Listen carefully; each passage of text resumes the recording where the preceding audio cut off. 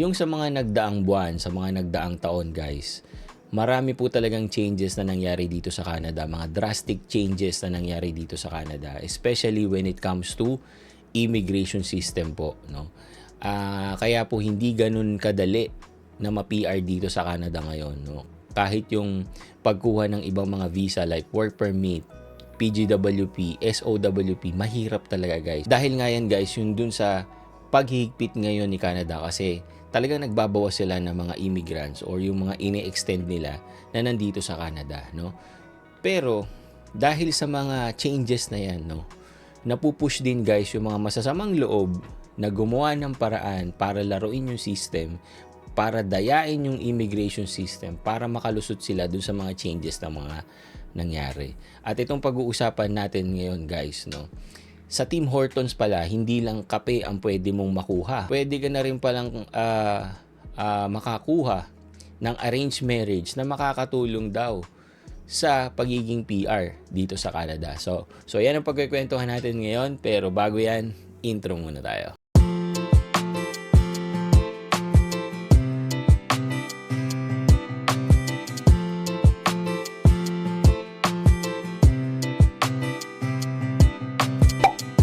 Yon, it's been a while guys, no? Kasi tayo ay napaka-busy natin ngayon sa ating trabaho. So, medyo sinisingit-singit lang natin itong ating pag-vlog, no? Anyway, so yung pag-uusapan natin ngayon is related pa rin guys sa immigration system dito sa Canada, no? Dahil nga sa mga paghihigpit na nangyari, may mga ganitong mga instances. So, papanoorin natin guys yung isang nag-post sa YouTube, no? Regarding doon sa kanilang investigation or yung sa kanilang report dito nga sa nangyayaring immigration fraud, no? Kuno daw, 'di ba? So, panoorin natin guys at mag-comment tayo doon sa mga pangyayaring mga to, no? Goes above and beyond that. And so I'm joined here with Matt Monroe, whose niece, 17-year-old girl, was offered a staggering deal to partake in some immigration fraud, and he's going to sound the alarm on all of this. So can you tell us a little bit about your niece's employment here at Tim Hortons and where it all went wrong? So she's been working here. She wasn't working here very long, maybe a few months, and everything seemed to be going all right. And then she sent me a message with a bunch of screenshots that her manager, I guess I shouldn't say the name.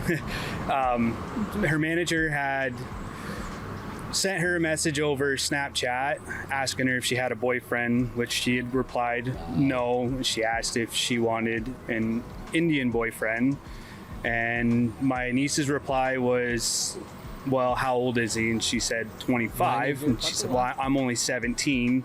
Like, no. And she replied with, well, if you want an Indian boyfriend, he can pay you $15,000 to $20,000 to get with him.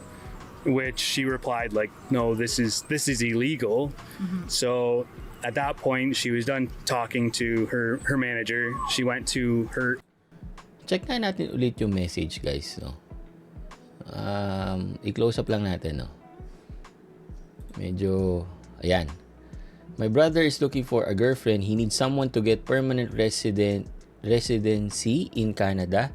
And if you can help him with that, he can pay you 15,000 to 20,000 Canadian dollars. Wow! Hinahanapan niya ng pwedeng i-partner doon sa temporary worker at naghahanap siya ng permanent resident na pwedeng asawahin or ipakasal para maging permanent resident. And that is wrong. And nung sinabi pa nga lang na 17 years old, dapat yun, nakapag-isip na agad siya na hindi yun tama, no?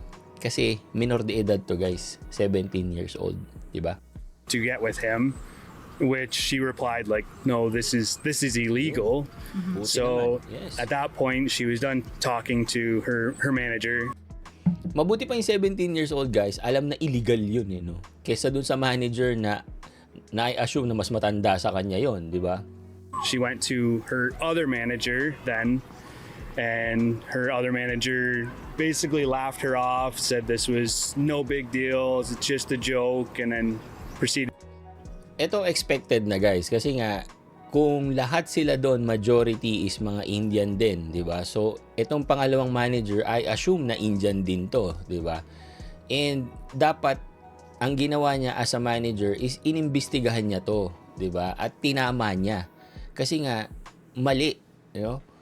Hindi na kasama sa scope of work nung manager na nauna na maghanap ng partner para dun sa mga temporary foreign workers para makakuha ng permanent residency. Hindi ho yun tama, you know?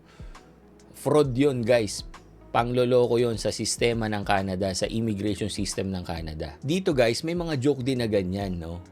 Kahit ako minsan bibiro ako sa mga friends ko na maghanap ka na lang ng PR or ng citizen, 'di ba? Pero joke lang 'yun, guys. Not to the extent na maghahanap ka talaga ng pwede mong ipag-partner sila, magbabayad pa para talagang patuloy yung kasal at maging permanent resident yung temporary foreign worker gamit yung kasal na 'yon, no? Pero ito talaga, makikita natin they are pushing na gawin talaga yung fraud na to or yung immigration fraud, no? Needed to make a joke and make fun of her and the situation. She went to another employee to confide in her. Her other employee tried to talk. Nagpunta doon sa pangalawang manager, walang nangyari. Pinagtawanan, so pumunta naman siya doon sa co-worker, 'di ba? And I assume wala ring nangyari. Her into taking the money and doing the bribe. To which she replied again, like, no, this is illegal. This is immigration fraud.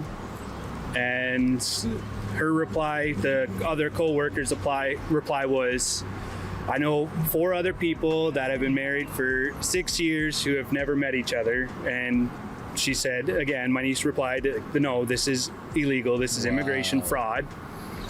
And so ito namang co-worker, guys, hindi nga niya pinagtawanan, guys, no? Pero parang kinumbinsi naman niya na sinasabi nga niya na meron nga siyang alam na 4 na tao pa na dumaan sa ganung proseso, no? And ngayon kasal pa rin sila for 6 years na, no? So anong klase 'yon, no? Talagang ano ba 'to? Parang nag-usap-usap ba sila, no? Na para talagang kukumbinsihin yung 17 years old. Kasi nga, 17 years old, guys, very young, vulnerable sa mga ganyan. At syempre, for sure, madaling masilaw yan sa pera. And $15,000 to $20,000, guys, is not a joke, no? Mabuti na lang talaga, hindi siya nasilaw sa pera at nagsumbong siya doon sa uncle niya, no?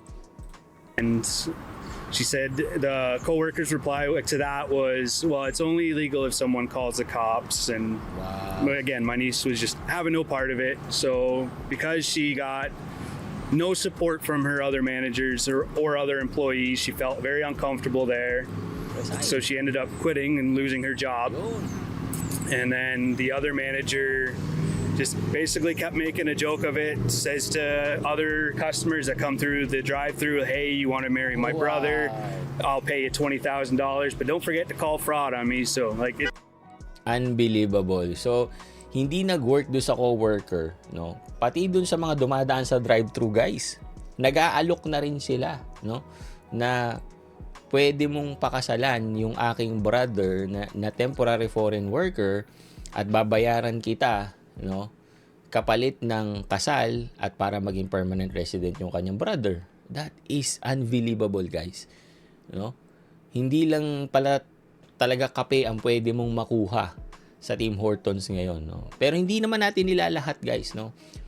Probably ano lang to, isa lang sa specific location ng Tim Hortons. Pero this is really alarming, no? Kasi talagang harap-harapan na silang nag-aalok ng mga ganito, no?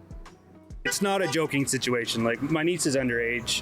She's been through a lot in life. Like, she lost her father when she was just an infant.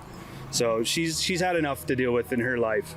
I'm not taking this lightly. I'm going to push to make sure everybody involved in this gets the repercussions for their actions. Like, this is unacceptable.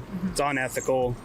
And to target a minor who they knew were having financial issues and mental health issues is just, it's disgusting, really. So yan yung nakita natin na very disturbing and alarming na nangyayari ngayon sa isang branch ng Tim Hortons dito sa Canada, no? Ganyan ka-desperado, guys, na talagang they will really targeting to play with the system, dayain yung immigration ng system ng Canada para lang maging permanent resident dito sa Canada, no? And I am showing you this video, guys, para maging aware kayo, no? Kasi guys, hindi malaman yan ng IRCC, no? Na hindi legitimate yung nangyaring kasal, na nagkaroon lang ng fraud or nagbayad ka lang para ikasal sa isang permanent resident or sa isang citizen, 'di ba? Para lang ma-PR ka dito. Imposibleng hindi makita 'yan, no? And sa mga nag-iisip na gumawa nito, guys, please lang, huwag nyo nang ituloy. Mas maganda na dumaan kayo doon sa tamang process para wala kayong iisipin. And $15,000 to $20,000, guys, napakalaking pera niyan, no? Para pumasok kayo sa ganyang sitwasyon, no? Napakasarap sa feeling, guys, pag ginawa mo ng tama. And everything, guys, naniniwala ako na lahat ng gagawin mo, pag sinimulan mo ng tama, 99% magiging maayos din yung ending. Pero pag sinimulan mo ng may fraud, ng may kalokohan or whatever, 100% yan din ang makukuha mo in the end, no? And sana talaga mabigyan to ng action. And good job talaga dun sa mga sa mga nagre-report. So guys, kung meron kayong na-experience na ganyan, wag kayong matakot i-expose. Wag kayong matakot na mag-report sa police, right? Or sa IRCC, mag-send kayo ng email or whatever, right? Para talagang madala yung mga tao na gumagawa ng ganito. Kasi guys, maraming naghihirap, no, na talagang pumapasok sa tamang process para lang ma-permanent resident dito sa Canada. Hindi po biro, no? Hindi biro na mag-ayos ng mga papers, maghanap ng tamang employer, pumasok sa PNP, 'di ba? Or mag-language exam para lang makapag-lodge ng express entry, no? Ang daming nahihirapan sa ganyan. Pero sinasabi ko sa inyo, guys, pag natapos nyo yan sa tamang process, napakasarap nung feeling pag hawak mo na yung permanent residency card mo, no? Kasi alam mo sa sarili mo na pinaghirapan mo talaga, hindi ka nandaya, no? Nagdaan ka doon sa kahit na mahirap pero tamang process. Okay? So yun lang, guys. Thank you for watching and see you on my next video. Peace.